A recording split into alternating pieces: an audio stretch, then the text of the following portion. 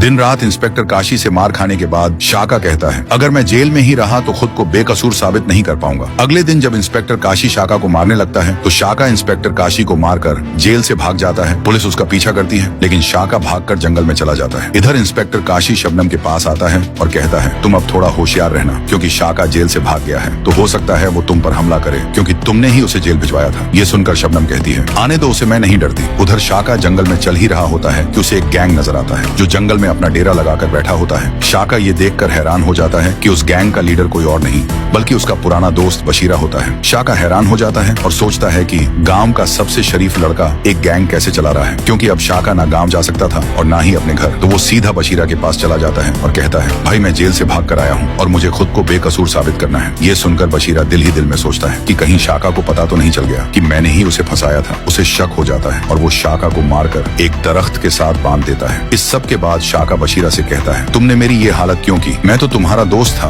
बशीरा कहता है, याद है तुमने मेरे साथ क्या किया था? ये सुनकर शाका उदास हो जाता है। फिर बशीरा कहता है, मैंने सुना था कि शबनम अपने बाप शेर सिंह से कह रही थी कि वो तुमसे प्यार करती है, जबकि शबनम सिर्फ मेरी है। तो मैंने प्लान बनाकर शबनम की नजर में तुम्हें चोर बना दिया। ये सुनकर शाका को बशीरा पर बहुत गुस्सा आता है और वो सही मौके का इंतजार करने लग जाता है कि कैसे यहाँ से भागे और ये सब कुछ पुलिस को बताए। लेकिन शाका ने ऐसा क्या किया था कि बशीरा उसका दुश्मन बन गया? ये देखने के लिए फॉलो करो और कमेंट करो पार्ट 3।